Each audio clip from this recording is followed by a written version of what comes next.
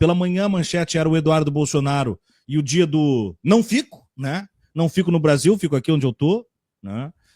Depois de tarde, a outra declaração que vem da família é o Jair Bolsonaro dizendo num faniquito que será destruído pelo sistema. E agora à noite, um alto funcionário do governo Trump ameaçando Alexandre de Moraes, atacando o Brasil. Isso está ficando cada vez mais embolado num embaraço diplomático. Vamos começar pela ordem do dia. Dudu Bananinha arrepiou o pelo, como a gente diz no Sul, Moisés. Boa noite. Boa noite, Thiago. Eu gostei da ameaça do Fabrício de dizer: esperem que o Moisés está vindo aí, quer dizer, ameaçando as pessoas, colocando medo nas crianças, assustando os velhinhos e as velhinhas. Mas vamos lá, vamos enfrentar. Não foi. A notícia do dia, para mim, a mais importante, é a decisão do Eduardo Bolsonaro, né? Porque, vamos dizer, não, mas não tem surpresa nenhuma. Não, mas não tem surpresa, mas tem agora uma formalização de uma decisão que já era esperada, claro, mas que é a única que ele poderia tomar, né?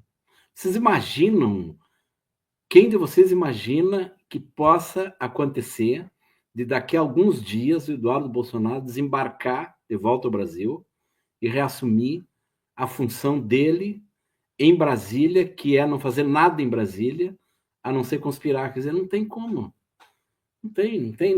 Não tem situação nenhuma capaz de abrigar o Eduardo Bolsonaro de volta ao Brasil como um fracassado, porque se ele volta agora, ele volta como um fracassado, né? Vamos dizer, bueno, ele conseguiu jogar o Trump contra o Brasil, né? Agora ele conseguiu também, as notícias de hoje, que o Trump já está disposto a negociar, porque a metade do que ele faz é blefe, né?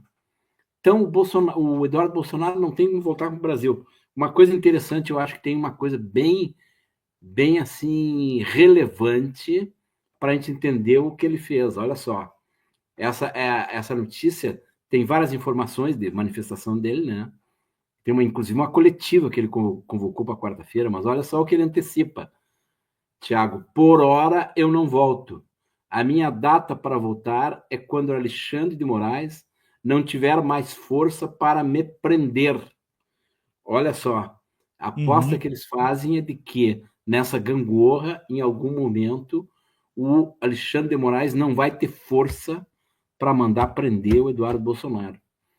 Então é isso que eles estão fazendo. O que nós temos hoje? Nós temos nessa gangorra aí uma situação favorável ao Lula, ao governo, às esquerdas, os democratas, né? Mas eu fico preparado, Thiago, para a invertida que eles devem estar preparando, que eles devem estar planejando. Então, acho que é isso que nós temos que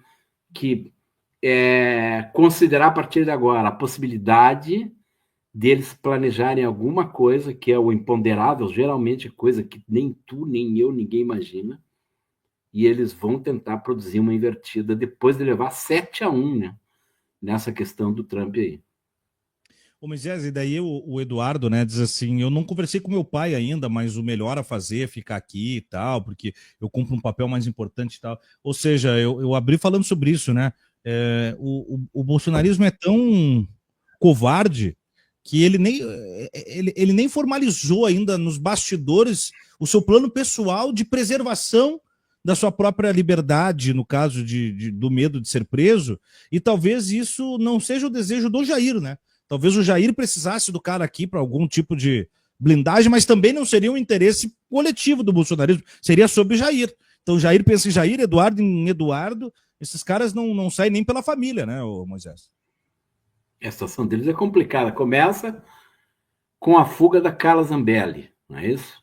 Uhum. Aí depois tu tens a fuga do Eduardo. Aí tu tens agora a situação criada pela sabotagem, tentativa de sabotagem do Brasil pelo governo do Trump. Tu tem uma sequência de coisas, Thiago, que é desfavorável a eles. Então nós temos que nos preparar agora para a possibilidade deles construírem alguma coisa que represente uma reação da extrema-direita. Uma coisa que também está dado agora, que é um cenário que está posto e não tem como ignorar, é que tem um racha dentro da direita, essa direita, a velha direita, que estava absorvida de alguma forma pela extrema-direita, pelo bolsonarismo, ela reage no sentido de não concordar com a estratégia do bolsonarismo em relação ao Trump. É interessante isso. E aí tu tem o racha, Tiago, dentro da extrema-direita, que é o racha do Eduardo com o Tarcísio de Freitas e com todos os que, né, ambicionam a sucessão do espaço deixado pelo Bolsonaro, pela essa apropriação de espaço político, ela vai produzir um racha maior do que existe hoje no bolsonarismo. Então, essa situação, o Eduardo assim, Bolsonaro... Eles estão voto da carcaça, né, Moisés?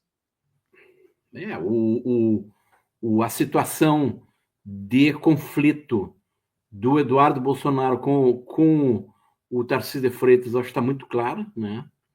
Porque ele não aceita que o Tarcísio se apresente como possibilidade de candidatura antes de uma definição da situação do pai dele, até porque ele também quer isso aí. Eu vi tu falando aí sobre as possibilidades em São Paulo e no Brasil. Eu acho que no fim o Tarcísio de Freitas, concordo, não vai ser candidato. Não vai, porque eu acho que ele não vai encarar uma situação em que ele fica sem mandato, né? Vai ter que trabalhar durante 3, 4 anos para restabelecer o poder dele dentro da extrema-direita. Ele pode, perdendo uma eleição para o Lula, perder força política na direita, na velha direita e na extrema-direita, não é isso? Então, o que é mais seguro para ele, é claro que é concorrer ao governo do Estado.